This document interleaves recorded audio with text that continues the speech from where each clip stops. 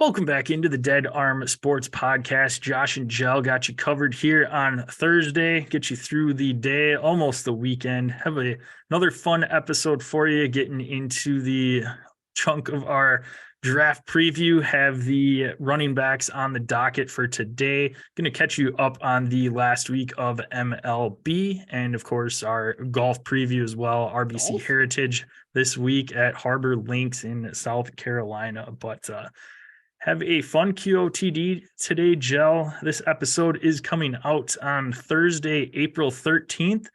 It's National Scrabble Day.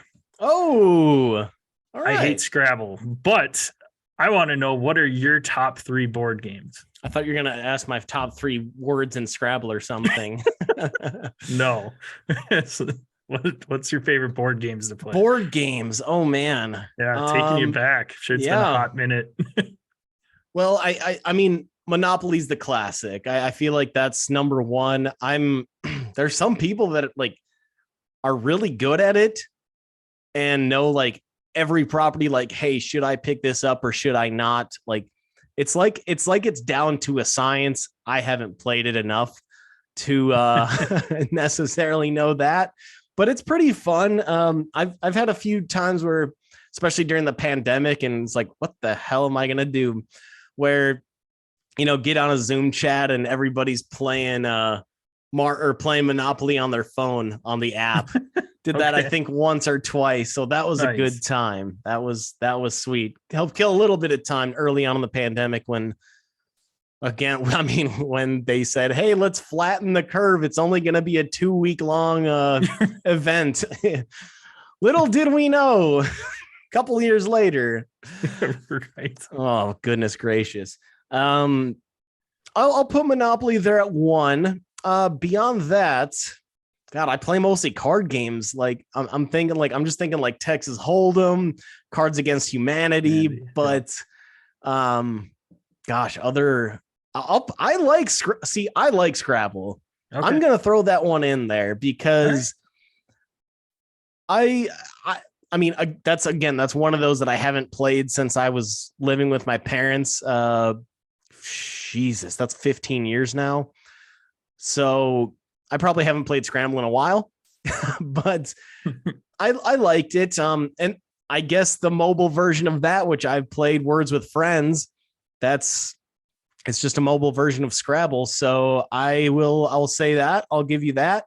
And number 3. What is I don't remember what the point of this was, but I remember playing it during like summer camps in middle school. Did you ever play Mancala? Oh yeah, with the little like flattened marble things. Yeah. I don't remember what the point of it was. I think it was you were trying to get all of the marbles on your side, but yeah. At some point, like your opponent can like steal marbles from you.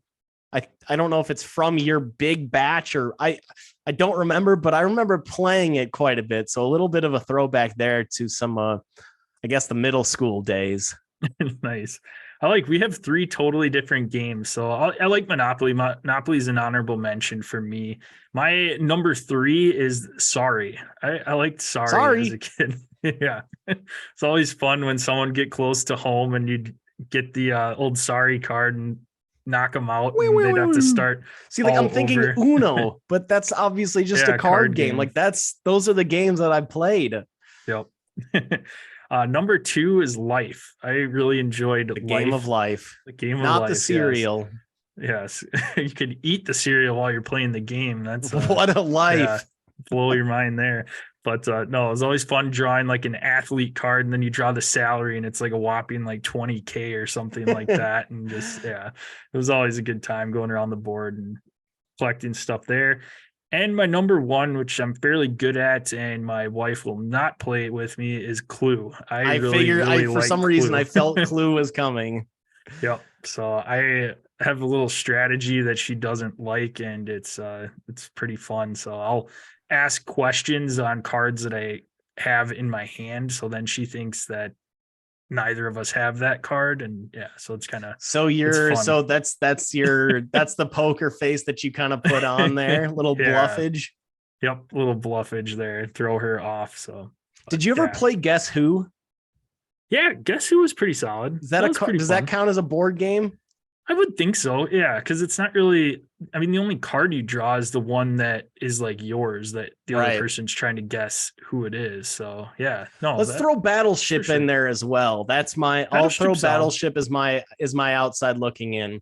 Okay. And one that I forgot to mention, have not played, but stemming from the show It's Always Sunny in Philadelphia, Charlie McDennis, which is basically just a game of drinking and violence for the most part. Nice. That's why I haven't played it. Like it. Breaking bottles and chugging wine, chugging beer, and at some point they put an IV with you put an IV into your vein and the IV packet is filled with wine. Not gonna play that game. But that sounds like a bad time, Bob. Yeah. Hospital bound time. Yes. But shout out. I like it. We can be found at Dead Arm Sports, Twitter, Instagram. Check us out on Facebook at Dead Arm Sports. Go to YouTube, Dead Arm Sports, into the search bar. Subscribe, click the bell there. That way you know when our live episodes drop. You can see our awesome faces. Our Gel's background is nice DOS logo on his TV screen. So make sure you DOS subscribe logo to on YouTube. The Yeti. It's we're all DOSed up over here. All DOSed up. So go to our individual socials at Dead Arm Sports, at DOS Gel, that's at DASJEL. I can be found at DOS JPEG, that's at DASJPEC. Give us a follow there. Ask us any questions you want. If you're on our live feed, hit up the chat. We monitor that throughout the episode. And of course, subscribe, rate, and review the podcast on your favorite listening platform. You do that, send us a screenshot of your written review, and we will get you some swag sent out for free. Alluded to, have a big episode here. We are going to have our MLB weekly review, RBC Heritage, but we are going to resume our NFL draft preview, and this time going to go through the slate of 2023 running backs. So we're going to have a few names here that should be going off in probably the first 3 rounds. I would say the running back position has kind of devalued the last few years outside of a few elite prospects, which I think we're going to be talking about one of the semi-elite prospects here that should be going first round, another guy that's going to be either first or second, and then the guys that'll be kind of sprinkled in that second and third round.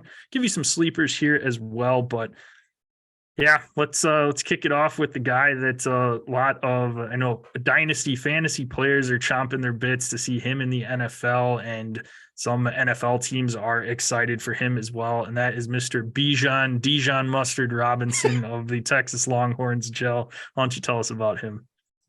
Yeah, I mean, I think Bijan is really, he's the ultimate package that you need in a high-end running back. 5'11", 215, so pretty ideal build there. Runs a 4.4 40, and only 21 years old. You'll see that being a common theme throughout these high-end running backs.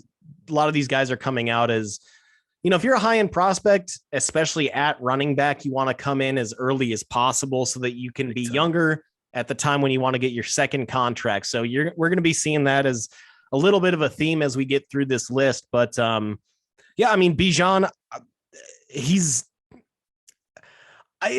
like, I don't know. It's not like he's just one of those guys that he's just breakout speed, or he's just got power, or he's just extremely shifty, or he's just great in the passing game, or no, he's good at all that, man. He's really good at all that. He's the ultimate all around running back.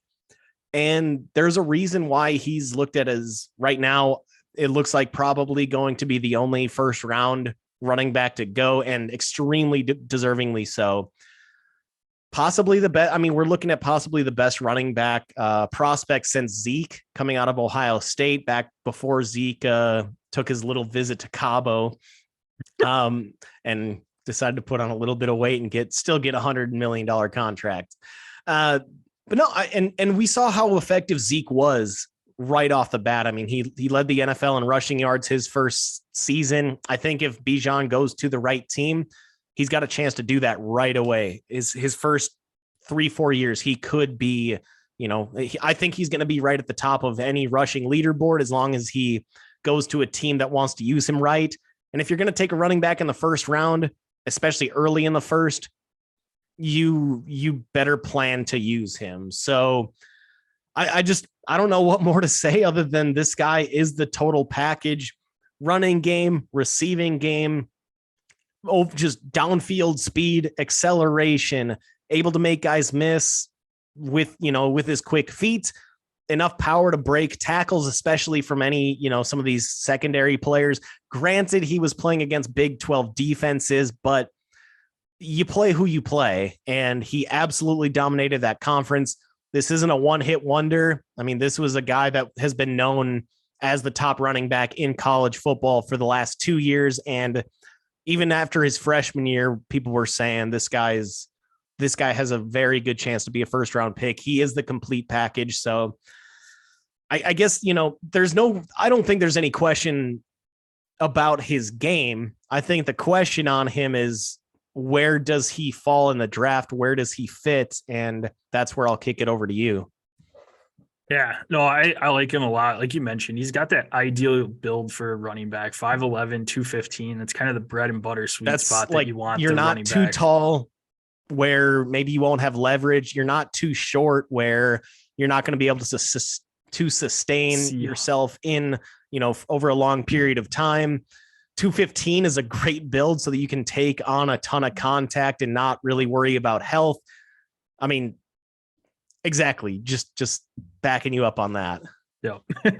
No, he's solid. He's been someone that's been hyped up the last couple of years. So, I mean, this last year at Texas, almost 1,600 yards, 18 touchdowns on the ground, adding another 20 catches, 314 yards, 2 touchdowns through the air. And that isn't a slight to him. Texas, they just didn't really utilize him as in the passing game, which you tend to see a lot from some of these running backs that are coming out. They're just not utilized in the system that they're in as far as the receiving game goes. Look back at Jonathan Taylor with Wisconsin. Yeah. I mean, I think Taylor's shown the ability to catch the ball. It's just that he was so dominant on the ground. It's like, why throw a swing pass to him when we can just give it to him and he'll dominate? So yeah. Yep.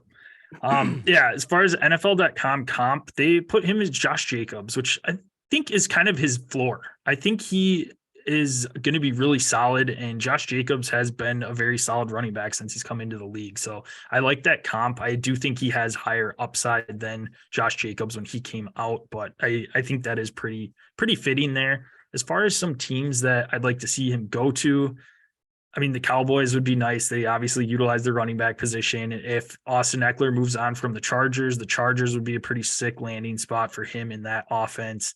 I mean, if the Bears would have gotten Orlando Brown and had their tackle position, I would have been fine with them at number 9. I mean, that's obviously, we love our running backs in Chicago, so he would have been awesome there. They just have too many holes to fill there, but I still think he'd be pretty solid there as well. But I don't think that's where he'll end up going. But so where do you ultimately see him falling to, though? I mean, you're talking about LA, that's the number 21 pick. What was the other team that you said? Cowboys possibly, and they're at 26. I mean, do you think that he's going to fall that far? No, I don't. I think he's going to end up being one of those guys that I think he's going to go probably mid-teens. I don't know if it'll necessarily be one of those teams in the mid-teens, but you might see somebody that's, all right, let's just pull the trigger here. He's fallen far enough right now. I don't think we'll have to give up a ton to move up or come back in to get him. So I think he'll end up going in that mid-teen range. So Washington is sitting there at 16. Could that be, I'm not saying he would be drafted by Washington, but could that be a team that could maybe jump up to, if Bijan is still sitting there at 16? I mean, when you look at Washington's roster, they're so like in the middle. I feel like if they could gain, a first next year, move down to in the late 20s, somebody moves up, gives another first rounder for next year and maybe an additional 4th or something this year, something like that to grab Bijan. I think that's a pretty ideal landing spot or, trade spot for one of these teams that might want to move up, whether that's, I mean, I don't see the Chargers as much of a fit, as much of a trade up candidate, but it's possible. I'm looking at Dallas, like you said. Jerry Jones, he's always been one to pull the trigger on getting, these big ass skill position guys. And if we know anything about the Cowboys, it's all about marketing and being able to get the number one running back in. Also, given that he's in the state of Texas. Like I feel like that the Cowboys are there's a very big chance that the Cowboys would move up for him. It'd be weird to see Washington make a draft day trade with Dallas, but you get what I'm saying here. And Buffalo, there's been rumors that they may want to trade up as well. If he goes there, they just don't utilize the running back. If he goes there, they have to change their entire, basically eliminate the Josh Allen runs. And if you do that, then, Bijan could have some get a lot more usage, obviously. And I think that'd be really smart given that Josh Allen is your $45 million a year player and you can't have him go down. I mean, what is it? Matt Barkley behind him or something like, so I think Jim Kelly's still there. Jim Kelly. Oh, goodness gracious. Did you have I know I'm putting you under the gun here, little gel, but did you have a comp at all for him? I do. I'm going with former Longhorn Jamal Charles as a comp. Again, Jamal Charles, great, just overall running back out of the backfield, receiving out of the backfield, obviously awesome speed.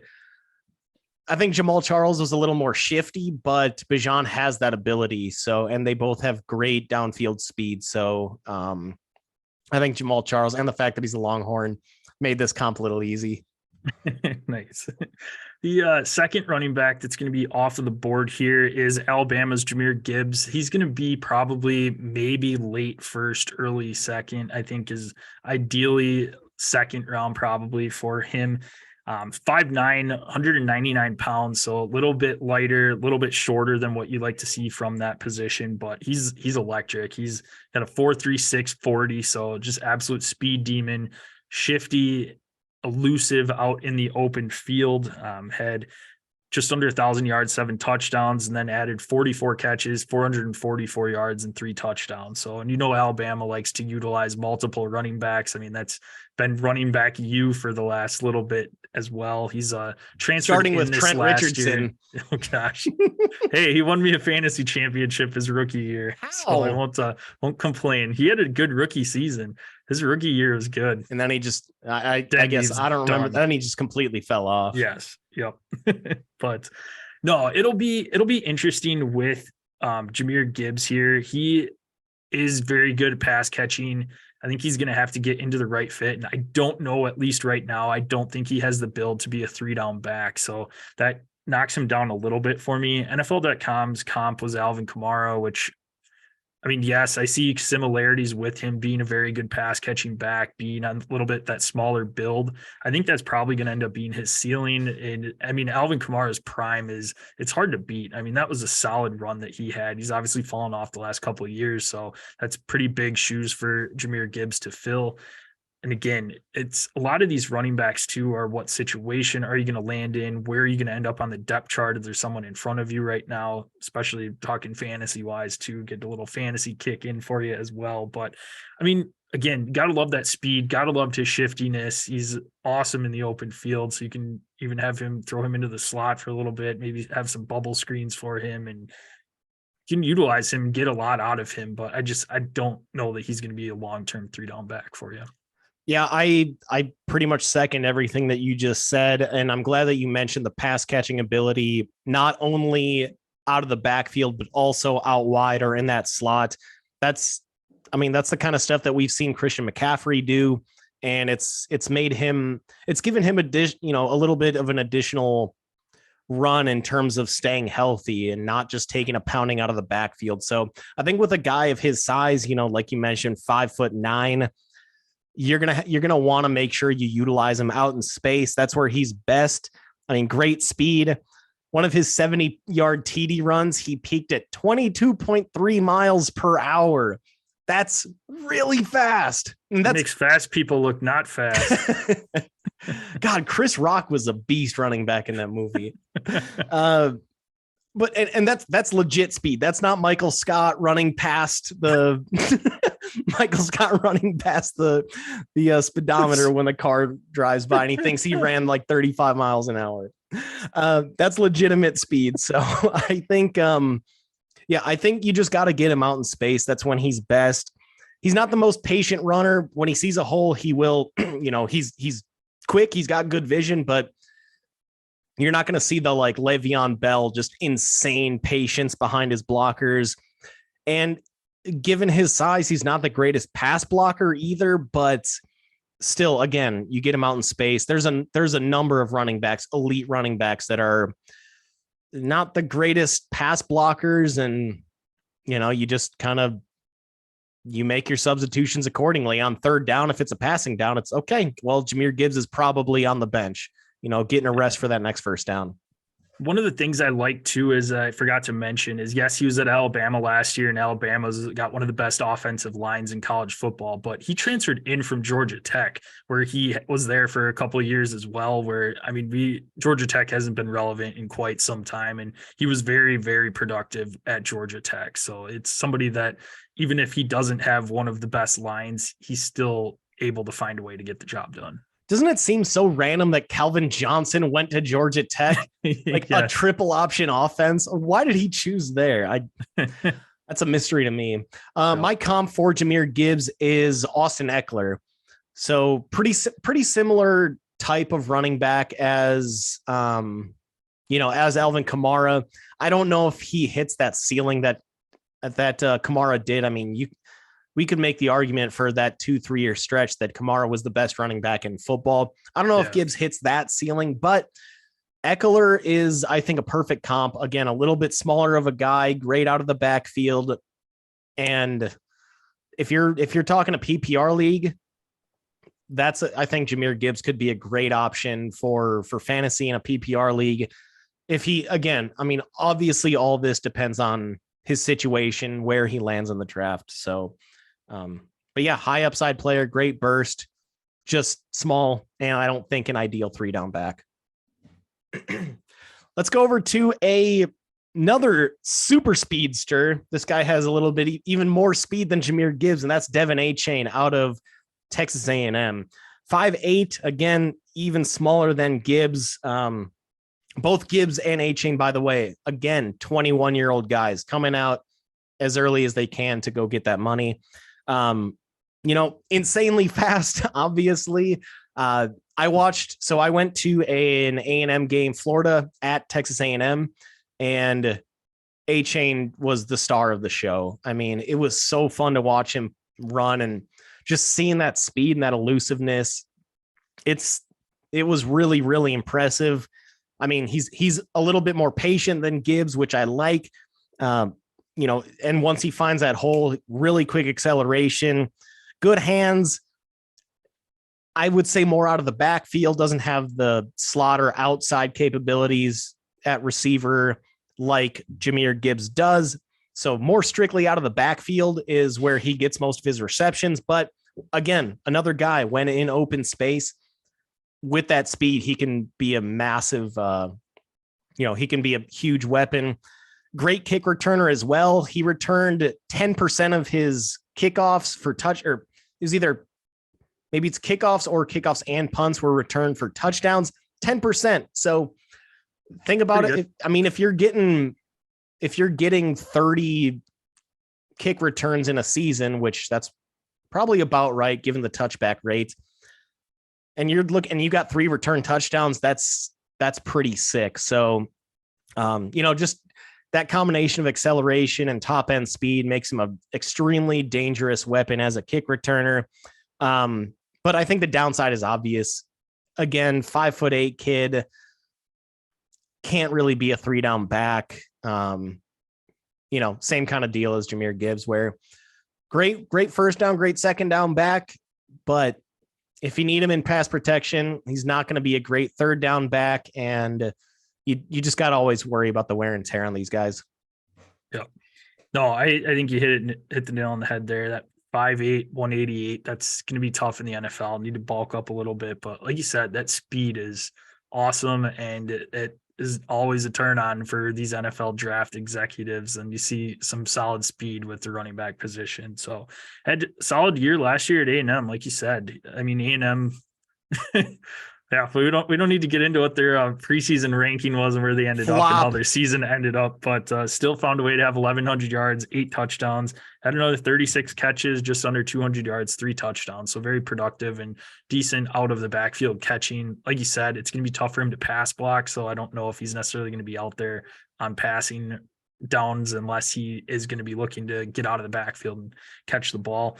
NFL.com comp was Leon Washington, who I had to go back and refresh my memory Seahawk? on Leon Washington, Seahawk, drafted by the Jets. But I like the comp in the fact that Leon Washington was an awesome special teamer as well, as along with the running back position. So I do see Devin Achane being significant in that special team area.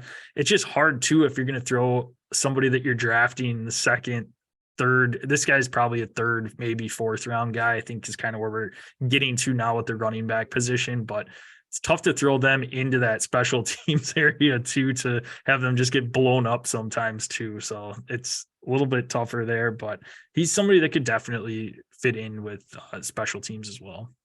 Yeah, I went with, I guess, a version of Leon Washington on steroids and went Darren Sproles as my comp. Just again, his ability to do everything. Not obviously you're never using Sproles, or the Saints were never using Sproles for up the middle stuff. He was getting a lot of swing passes. He was getting runs outside, and he was an awesome special teamer. So, and again, a smaller guy. So I think Darren Sproles is a pretty legit comp. I like it.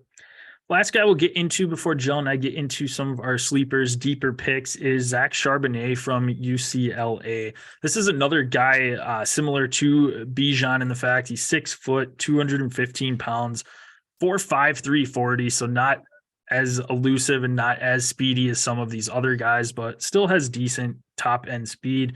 Had a solid year at UCLA, just under 1,400 yards, 14 touchdowns, then added another 37 catches, over 300 yards. So is someone that has decent hands that can go out, catch the ball. He is big bodied, so he should be fine in the pass game as well. NFL.com comp is somebody that has been pretty solid as the 2-back in the system, and they have him down as A.J. Dillon. So I kind of like that bigger bodied guy, and obviously not the quads that A.J. Dillon has, but should still be a solid 1-2 punch in a lineup with potential to be, I don't know that he'll necessarily be a consistent 3-down back, but is someone that you could feel comfortable putting in on all 3 downs or whichever down you need him to come in on. So I do like him in that fact. It's going to depend on the situation that he goes into and the draft capital. I think a lot of these guys too now, it's especially for if you're talking fantasy, you want to see them going in that second round, maybe third round. After that, they're not guaranteed any playing time. So you want to see that draft capital up a little bit too. Yeah. I mean, I think that he's overall just good. I mean, he's just a pretty solid collegiate running back at pretty much everything. I mean, not extremely impressive speed, not the quickest feet. You mentioned the power though, which he does have. And a lot of that has to do with his size. Again, 6 foot, 215 going. And if you watch his highlight reel, you see all these broken tackles and stuff, but that's against this soft as Charmin Pac-12. And I mean, you think these California secondary players are the best tacklers, most powerful tacklers? I don't. I mean, it impresses me less. Pac-12 championship game with USC, and you'll see some great tackling. Oh God, that shit was embarrassing. That made me want to vomit. Sick to my stomach now just thinking about it. So, I mean, he has the ability to catch passes out of the backfield, a good interior runner. I'm not high on him at all. I don't see anything that's, really a big difference maker. And to be a difference maker in this league, you got to be amazing at something. And you mentioned the comp is A.J. Dillon. I wrote down a smaller version of AJ Dillon, which is not what you want. You have like what makes AJ Dillon extremely useful is his size and his, combined with his power and a lot of the other, like that size is what matters. That's the elite trait that AJ Dillon has, is the size and the quads. Charbonnet doesn't, he's a smaller version of a slower interior back.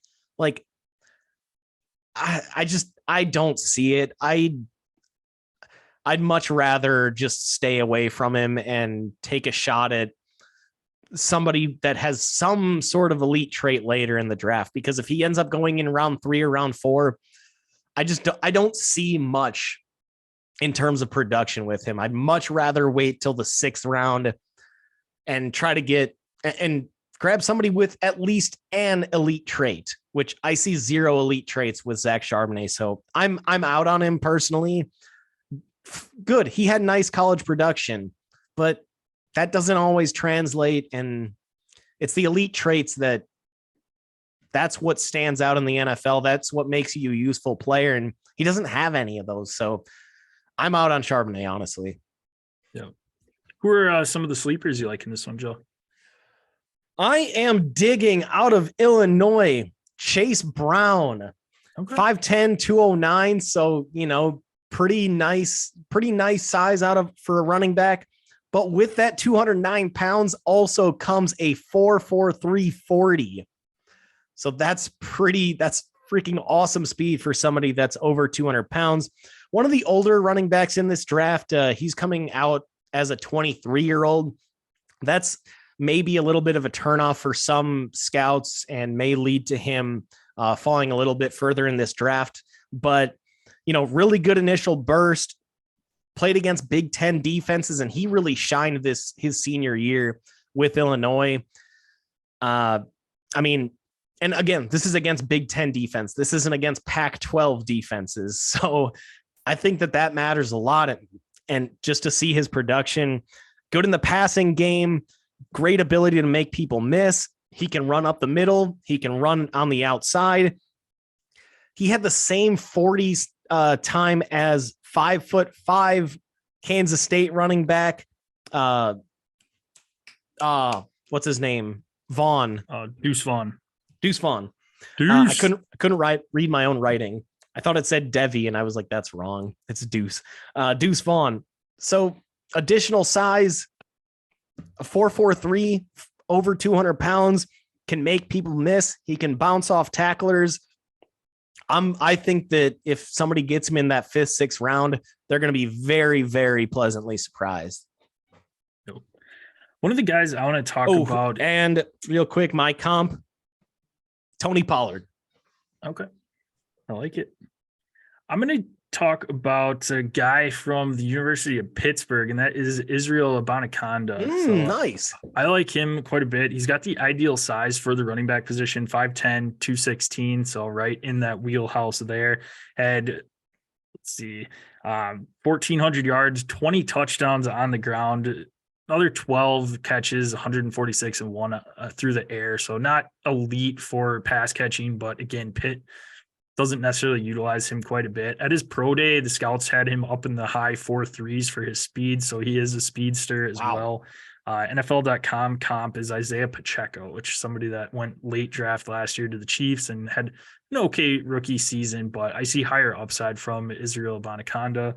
I just think he's built more. And again, that speed with that frame should be pretty solid. He's somebody though, that again, it's going to be late 3rd, 4th round that you're going to have to get into a good spot. Otherwise, you're going to be buried on that depth chart and have to do something during camp in order to make a name for yourself. And then one last guy I wanted to touch on too is somebody else that fits that ideal, 5'11", 215. That's Kendre Miller from TCU. He doesn't blow you away with anything, but just puts up solid stats. Got hurt in that early on in the college football playoffs, so we didn't get to see him necessarily. Not that he was going to be doing anything against that Georgia defense, but it would have been at least nice to see him out on the field. Had 1,400 yards, 17 touchdowns. Not great in the passing game, but again, TCU really didn't utilize it a ton. But I just thought it was interesting too, because Zach Evans was a very highly recruited running back, and he ended up transferring out of TCU because Kendre Miller beat him out of his spot, and Zach Evans ended up going over to Ole Miss this last season. So he's somebody else that's coming out in this class, but just thought it was interesting that Kendre Miller ended up beating him out and forced him essentially to transfer out of TCU. Yeah, I mean, we saw the production from Miller all season at TCU, so I like him as a back. I think he can be one of those guys that could be definitely an immediate contributor. One last guy I want to touch on real quick, Roschon Johnson out of Texas, another Longhorn, came into Texas as a quarterback, and eventually they decided, hey, you can't throw the ball, so we're going to move you over to running back. I'm just intrigued because, I mean, he's out there rushing for his career 5.5 yards per touch. Now, that number of touches is obviously limited given that he came in as a quarterback, and then you have Bijan Robinson right there. But, you know, I think that he's somebody that could fall because he is, you know, just such a raw prospect. But we've seen some of those raw prospects come out and shine. I mean, Josh Jacobs, for example, he wasn't, and I'm not saying Roschon Johnson is going to be Josh Jacobs 2.0, but Josh Jacobs came into Alabama never taking a snap at running back. He was a high school quarterback and immediately shined.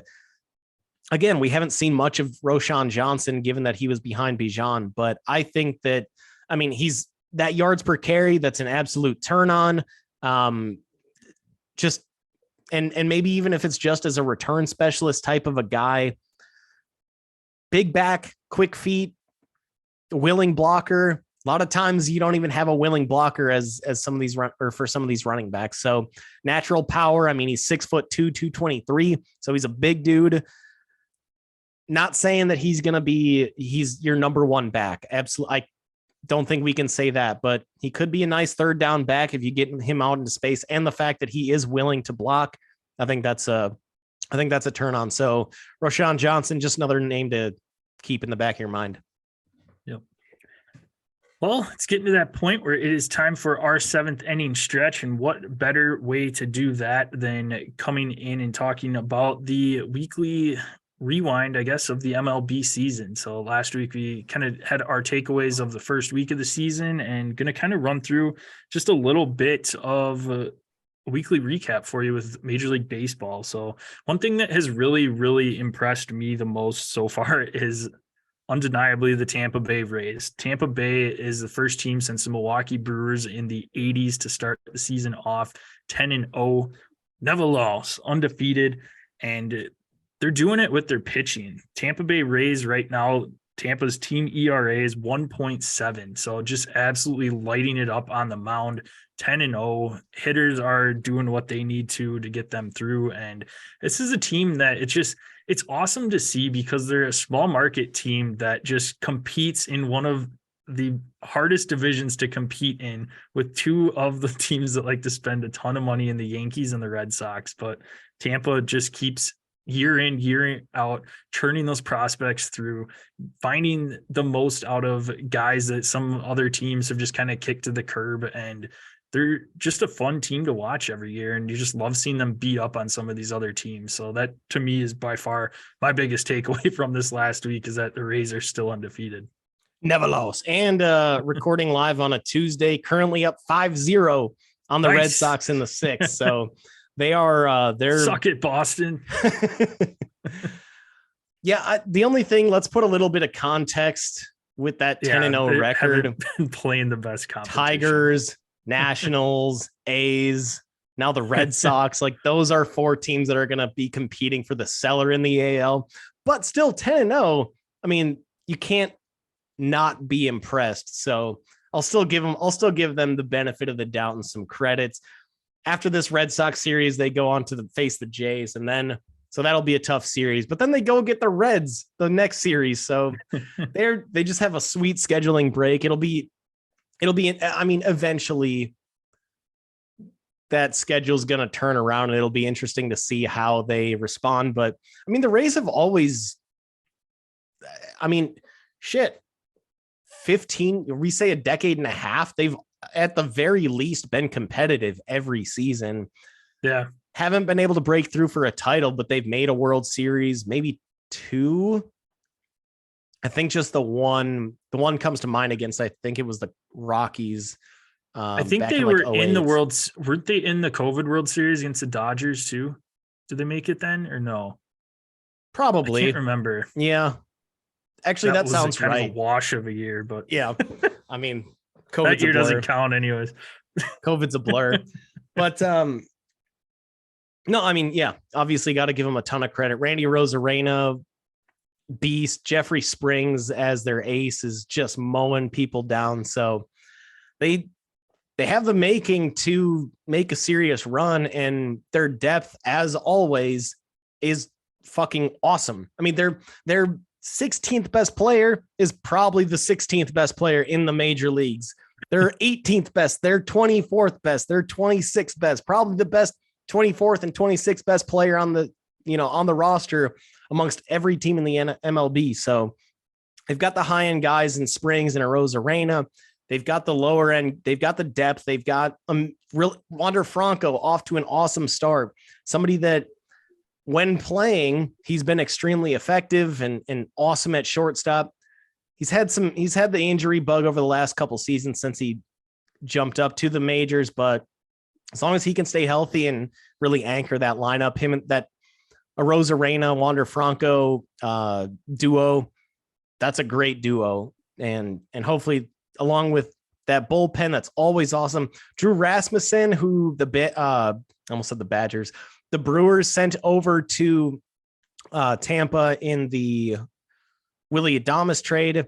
They moved him into a starting pitcher role, and he's flourished this season. So again, another player that has struggled with some injuries. Last season got off to an awesome start and then got hurt and then kind of fell off after he returned. But if he can stay healthy, if all these guys can stay healthy, I see the Rays finishing at the top of the division more than likely, especially given this start. 10-0 or possibly 11-0 in a 162 game season. Hey, they're on pace to win them all, Joe. Got a long way to go, but can they run the table? We will see. Maybe tune in next week to find out. One other note, or I guess I've got 2 other notes. We've seen we've seen a lot of dominance so far. One team with 0 losses, that'd be the Rays. One team with 2 losses, that'd be I guess now they lost last night, so 3. Couple teams with 3 losses, Yankees, a couple other with 4. It's just like I love seeing the dominance so far through this season with the Rays and the Brewers, 2 of your lower spending teams. And for these teams, it's just young guys coming through. So yeah. I love seeing that. The other team, God, I can't believe how we're going to talk about the Rays and the Pirates as our two main topics this week. Second place NL Central Pirates, the Buccos. Now that may be taking a little bit of a hit, but let's talk positive first.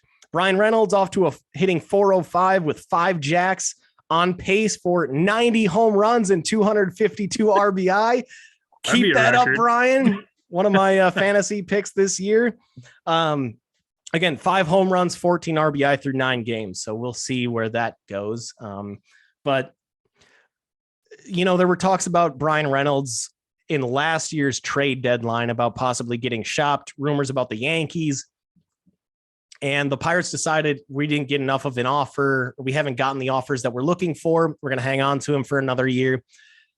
And obviously, if he keeps this up, they're going to be able to get a haul for him. So hopefully for the Pirates' sake, he does keep it up and they can move him at the deadline because they have so many missing pieces. And those couple of years when, McCutchen was at his peak and everything and the Pirates were relevant. That was fun. Day. That was sweet too. That's one of those that kind of gives you a little bit of chills, but I like it when the Pirates are good. It's refreshing to see it's not just the high dollar spenders. It's the teams that are able to get the most out of their young players and find guys on the waiver wires and find guys in free agency for cheap that end up excelling and over and exceeding their pay grade. Let's get into that bad, Joe. However, there is a downside. O'Neal Cruz is out for 4 months with a broken ankle after he sort of half slid, half collided with the catcher. It was like the most awkward, weird, like it's like he wanted to collide with the catcher, but also was like maybe last second was like, oh crap, I have to slide. That's right. And he did like it was almost like a half somersault on accident, which not exactly what you want. Ended up with a broken ankle, out for 4 months. They're 6'7", 110 mile an hour hitting O'Neal Cruz, one of the top prospects in the league when he came in. Super great power hitter, awesome speed, hell of an arm, just absolute cannon at short. And he's going to be out for a while. Have you seen that video? And by the way, we will retweet that video. It's the ugliest slide I've ever seen. Yeah, it was not great. I mean, any thoughts on this? And I guess just, what the hell was he thinking? I guess.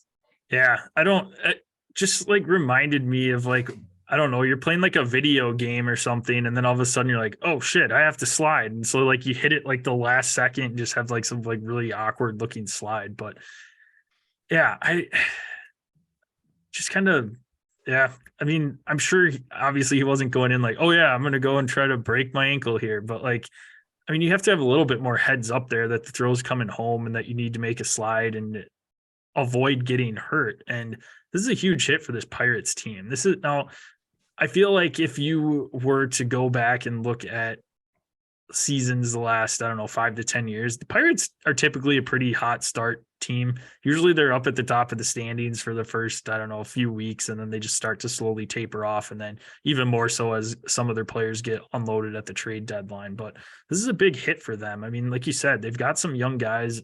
Reynolds is hitting the cover off the ball right now. You got Kutch back, and it's a big hit. But I mean, if we weren't going to be talking about the Pirates come October this year, but so ultimately he just needs to get healthy, come back, and we'll be fine. But like you said, Reynolds playing some great baseball right now, and they're going to be able to get a ton of pieces for him that can help maybe make them have a sustained run this time instead of that 1 year, 2 year blurb in the 2014, 2015 season. So the other thing that was, that was awkward with that slide, he made knee to knee contact with the catcher, and the catcher like got up and flipped and like kind of like threw his mask down. And was kind of like, dude, what the fuck's your problem? Yeah. And meanwhile, Cruz is sitting over there like rolling around on the ground. Bench is cleared too. Bench is cleared. Yeah. And you get the classic, bullpens just kind of like slowly doing their little jog in for no reason. Like that's the best. It's so pointless, but it's so great. Wonder what the time of that game was. Oh, I don't know. Had to have added another 20 minutes. Right, Manfred's all pissed. He's like, God damn it, we got this average down finally. Two little tidbits here. One, hot start for our NL Rookie of the Year pick, Jordan Walker. So batting 342 right now, 10-game hitting streak to start off his career. So absolutely dominant there. Hate to see it as a Cubs fan and you as a Brewer fan with these Cardinals just churning out prospects yet again. But because of course, Jordan Walker is going to end up being a stud. Oh yeah, because why not? Not a stud right now is my pick for the World Series, the Seattle Mariners. We are recording on Tuesday. They do have a 5-0 lead over the Cubs in the second inning, but slow start right now. They are at 4-7, team batting average at 229. So just not hitting the ball at all. Do have a number 5 overall in team ERA. So pitching staff has been okay for them, but just got to find a way to get some runs in and start making better contact with the baseball. But that's just a team that, I mean, had high hopes for, made the playoffs last year, second year of Julio Rodriguez. He's been fine to start off the season, but just need more from that lineup up in Seattle right now. And they haven't been playing a ton of great competition either. I mean, they had a back-to-back series or 2 series against the Angels so far, which usually they're towards the bottom of the division. So teams that you need to win some games against, but they had also a home and home with Cleveland too, which Cleveland is also a solid team. But I guess if you're going to humble yourself, I might as well do the same with one of my picks, my NL Cy Young Award winner prediction, Corbin Burns. Man, he's so bad to start off the year. 9.64 ERA, 9 innings pitched, 10 earned runs. Holy crap. That's previous couple of years, 2020, a 2.11 ERA, 2021, 2.43, 2022, 2.94. So obviously you assume that it's going to even out, but what a brutal start. I mean, the Brewers' first game of the season against the Cubs let up 4 runs in 5 innings. And then his next start, 6 runs in 4 innings. Now they ended up getting that win against the Mets because the bullpen just shut it down and the Mets metted. But Mets gonna met. But still, I mean, 9.64 ERA, just brutal. Yeah, no, that's not great. Yeah, he was my Cy Young pick too. So that's not a great start. Woof. Someone that is looking for back-to-back great starts is Mr. John Rahm teeing it up this week. Rama Ding Dong at the RBC Heritage. Jordan Spieth, the defending champion. You can go to the PGA Tour's Twitter account today. We're tweeting out his ceremonial first shot today that they sync up with the firing of a cannon. So he's out there in his plaid jacket that he won last year. And then as soon as he makes contact with the ball, you just hear this huge cannon going off. That's awesome. Right next to him. So it was pretty sweet. But Harbortown Golf Links, par 71, 7,121 yards. Hole 18's got the iconic lighthouse in the background, the red and white striped. So you know the course, and it was elevated this year to a designated event. So I'll run through the notables here, Jell, and then I want to talk to you about that designation here. But with it being designated, money is bumped up. So got a lot of big names playing in this one. Keegan Bradley, Sam Burns, Patrick Cantlay, Tony Baloney Finau, Matt Fitzpatrick, Tommy Fleetwood, Ricky Fowler, Terrell Hatton, Max Homa, Billy Horschel, Big Dick Vic Hovland, Sanjay Im, Shane Lowry, Colin Morikawa, John Rahm, Xander Schauffele, Scotty Scheffler, Jordan Spieth, Sahith Theegala, and Justin Thomas. One name that is missing from this is Rory McIlroy. Did not make the cut at Augusta last year, so he was a early week withdraw from this one pretty much right away on Monday morning. But I mean, thoughts there on this. And I understand RBC Heritage is one of the long tenured stops on the PGA Tour. It's always historically been that week after the Masters. Just very strange to me that this is designated with it being back-to-back weeks from a huge event like the Masters that takes a lot out of these golfers. I would have liked to maybe throw another tournament in between, maybe move this back a week to give these guys a little bit of a break. Not too far from Augusta, though. I think it's under like an hour, maybe 2-hour drive from there. So not it's in where in South Carolina? Is it Hilton Head? Yeah, it's in Hilton Head, South Carolina, down at the southern part. But it just is interesting, at least, that it's designated. I think the tournament should be. It's a fun tournament to watch. It's an iconic golf course, but it just scheduling wise seems a little difficult. Well, they've always done the RBC right after the Masters. So, But it is a little bit curious, I think, just because, as you said, give these guys a break. Yeah, it's maybe a 2-hour drive or whatever from Augusta. I mean, I've made that drive down to, from Atlanta to Charleston, Augusta to Hilton Head's not much difference. It's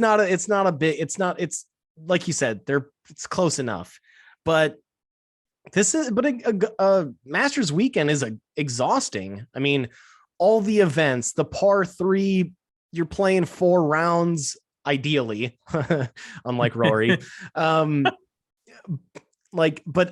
you've got the Masters dinner that Scotty hosted. Was that Wednesday or was that was Tuesday? Tuesday night. All the participants for the Champions dinner are coming in either probably Tuesday morning. You're there through Sunday, and then you've got to turn around a couple days later after all that exhausting work. And, on the taxing course that Augusta is, and turn around real quick and go play at the RBC. I thought that was a little bit curious, but I think that the reason behind it is, they've got a lot of momentum from coming off the Masters I think it's for viewership purposes. And that's why those purses are bigger. You want the bigger, the more stars there, the bigger the purses, the more viewership generally. And that's why I think it's being done, why they did make it a designated event, because once you have some momentum, you have some viewership, you don't want to lose that. So we may not be seeing the sharpest golf this weekend because a lot of these guys may be exhausted, but I think that that's why they're doing it. And maybe this is just a one-year experiment.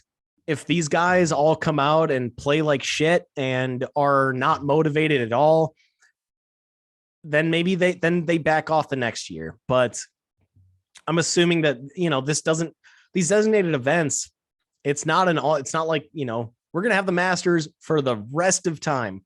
These designated events can switch up every year. If this year it's a flop and the viewership is low because none of the top guys are in competition for, at the top of the leaderboard by Saturday, Sunday, then they pivot and next year. So I'm fine with it. It's just a little curious. And that's the only thing that makes sense to me as to why the RBC Heritage. I mean, like you said, cool course, pretty iconic, the lighthouse on 18, etc.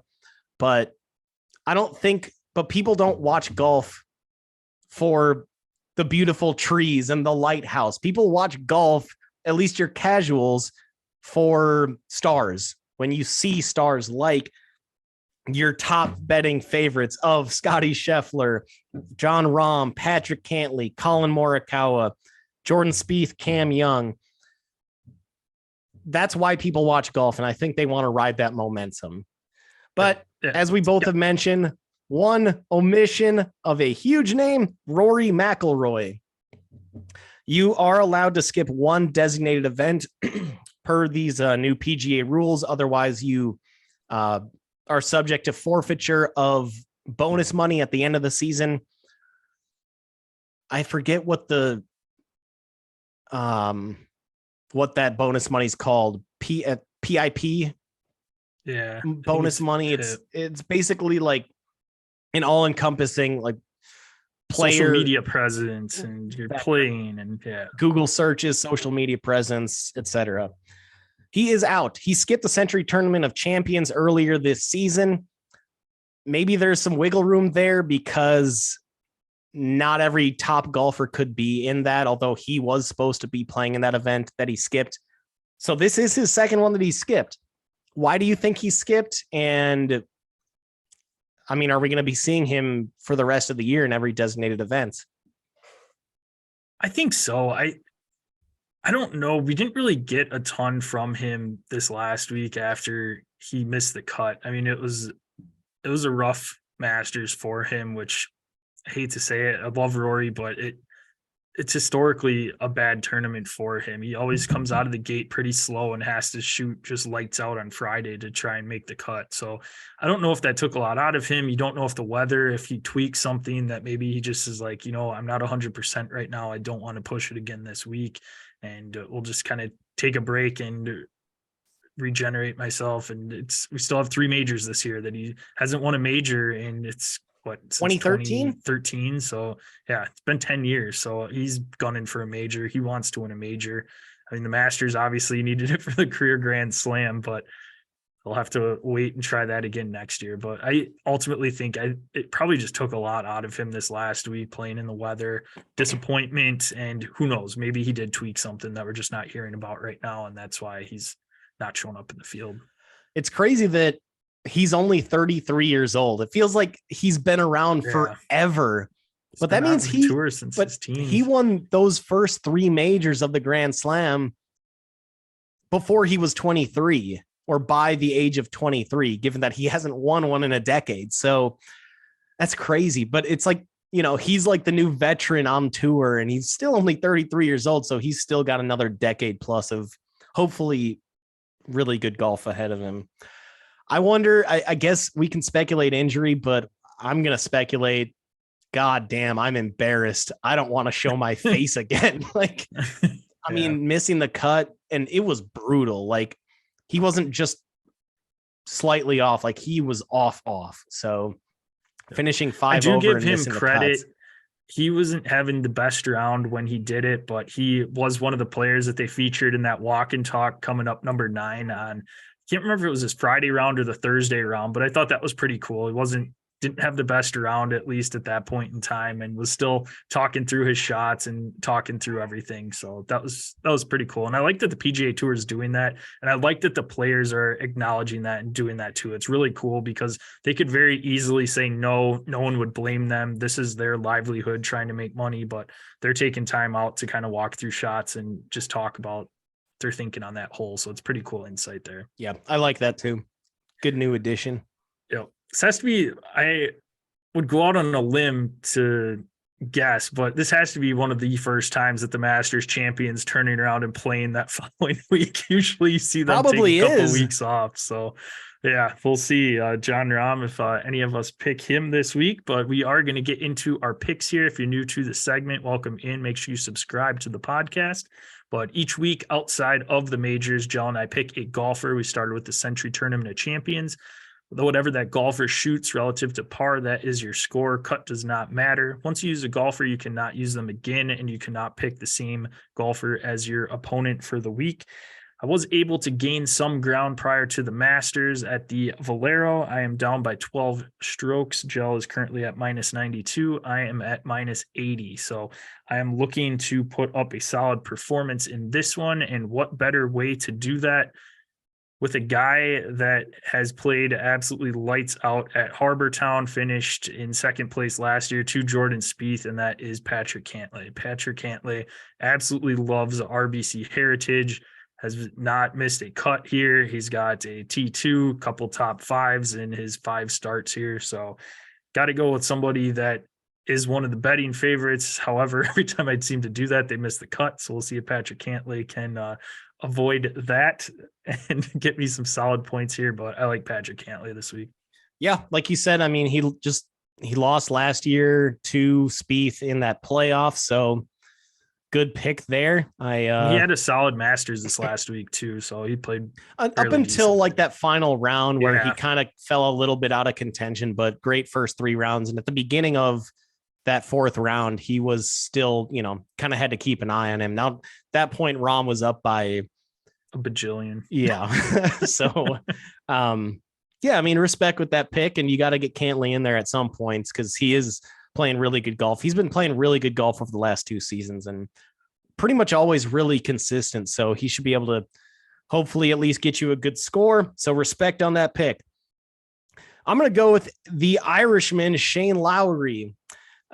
He's played at the last 4 RBCs and he's finished in the top 9 every time. 2 top 3s in those 4 years, including last year where he finished 1 stroke behind Cantlay. You know, he had a really nice start to the Masters. As I had mentioned in yesterday's episode, you know, if I would have picked him, I would have ended up winning that Masters head-to-head matchup. So I guess I got to give him a little bit of love, give him an opportunity at redemption. We'll give myself, I guess, an opportunity at redemption. But again, last 4 years, he's played in it. It's always right after the Masters. 4 top 9s, 2 top 3s. Mr. Shane Lowry. I like it. It sounded familiar, Joe, and I had to go back, and you did pick him last year. Did I really? Minus 12, yes. So he All was right. your pick last year. I rocked Matthew Fitzpatrick last year to a nice 3 over missed cut. So glad I didn't go that route again, going with Patrick Cantlay. Good move. Here. But yeah, no, like your Lowry pick, he plays solid. I gotta give myself a shot at redemption after not taking him. Right. Idiot. Absolutely. Well, that'll wrap up this episode of Dead Arm Sports. You can be found on Twitter, Instagram, Facebook. Go to YouTube, type in Dead Arm Sports into that search bar. It'll be the first thing that pops up. Subscribe, click the bell there. That way, you know, when our live episodes drop, that we can see our awesome faces, awesome backgrounds. Watch us. If you don't like audio, you can visually see our podcast. Joe can be found at Das Gel. I can be found at Das JPEG. We can be found at Dead Arm Sports. Ask us any questions, comments, concerns, any segment ideas, whatever you want. Hit us up. More than happy to hit you back with an answer, talk about on our next podcast. Subscribe, rate, and review the podcast on your favorite listening platform. Send us a screenshot and we will swag you up. What are those platforms, Joe? You can find us on Apple Podcasts, Spotify, iHeartRadio, and Google Pods. Make sure to find us, or make sure to subscribe, rate, and review on whatever your chosen listening platform is, or if you'd be so kind, on all 4 listening platforms. Oh, yeah. Also, find us on YouTube. Just search Dead Arm Sports, as Josh mentioned. Subscribe there. Hit that bell. Ding. So that you know, so that you get notifications whenever we put out any new content, whenever we go live. And yeah, we'll love you forever. Well, that'll wrap up this episode. Again, if you could tell someone you know about the podcast, that would help us out greatly. Spread the word, get you even more content. Otherwise, happy Thursday. Hope your Friday goes smooth. Have a wonderful weekend watching baseball, golf, whatever you want to do. Weather's not going to be the greatest here in Wisconsin, but hopefully it is where you are at. And Joe, close her out. Who is trying to defend their Masters win this weekend at the RBC Heritage? Rama Ding Dong.